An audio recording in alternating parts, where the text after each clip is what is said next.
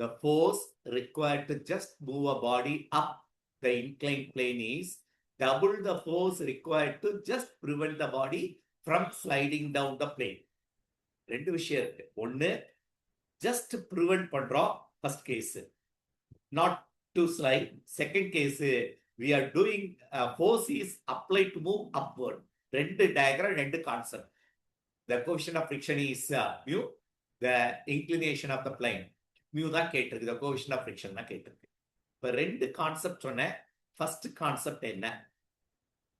It just prevent. அப்போ the body இப்படி இருக்கு.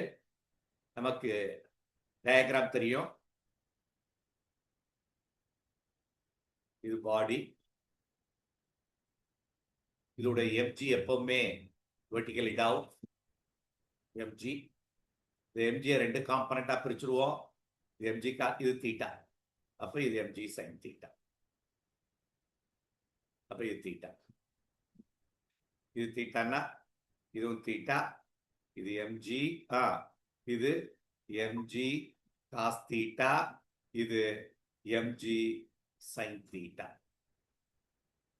இதுல frictional force opposite. இந்த இடத்துல யோசிக்கணும். We apply a force just prevent to come down. அப்போ அந்த force எந்த டைரக்ஷன்ல ஆக்ட் பண்ணியிருக்கோம்? ஏன்னா mg sin theta wanted to bring it down, which is greater than frictional force. அப்போ it is stop. By just prevented we should apply a force. அப்ப அந்த f எதுக்கு ஈக்குவல் சொல்லு? இந்த கேஸை பொறுத்தவரை f plus ff should be equal to mg sin theta. நமக்கு frictional force பத்தி உனக்கு தெரியும். frictional force is equal to mu into normal. இதான் நார்மல். இந்த நார்மல் எதுக்குடா ஈக்குவல்னா mu into mg cos theta. அப்போ நம்ம f வெளியே எடுத்துரு. f will be equal to mg sin theta minus frictional force mu into mg cos theta. Let it be equation number 1.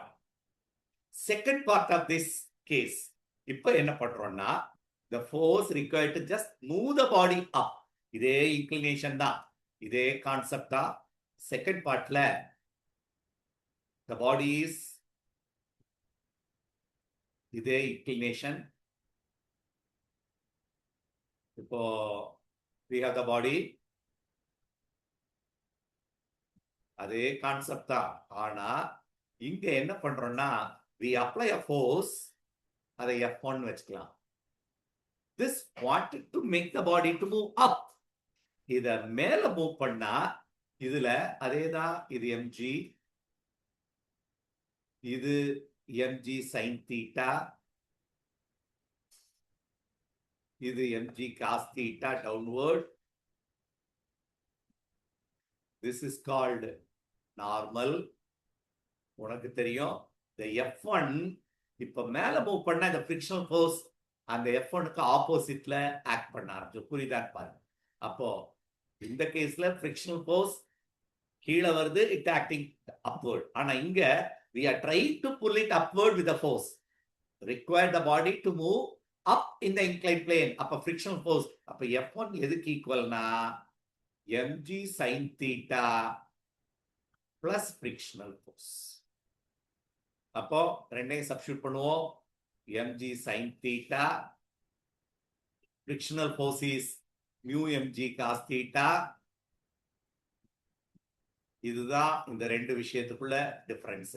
இது it is just prevent to move. அப்போ frictional force உடைய டைரக்ஷன்லயே இந்த force act பண்ணாவே prevent. இங்க அப்படி இல்ல. This force is wanted to make the body to move up. அப்போ the frictional force is opposite to the motion. அதனால இந்த equation உனக்கு தெரியும். F1 will be equal to given. F1 is equal to 2 times the minimum force required to stop. அப்ப இதுக்கு பல 2f. அப்ப f இருக்கிற இடத்துல இதை சப்ஸ்டிட்யூட் பண்ணிடலாமா? 2 into f இருக்கிற இடத்துல இந்த term mg sin theta minus mu mg cos theta equal to mg sin theta plus mu mg cos theta. அப்போ இது 2mg sin theta. இந்த சைடு வந்தா மைனஸ் வரும். 2mg sin theta minus mg sin theta will become mg sin theta. 2 minus 1. இந்த mu cos theta அடுத்த side போகுது. 2 mu mg cos theta. இது ஒன்று ஆட் ஆகி 3 mu mg cos theta. Correct தானே? அப்போ mg கேன்சல் ஆயிடுச்சு. உனக்கு sin theta by cos theta is tan theta. Tan theta equal to 3 mu.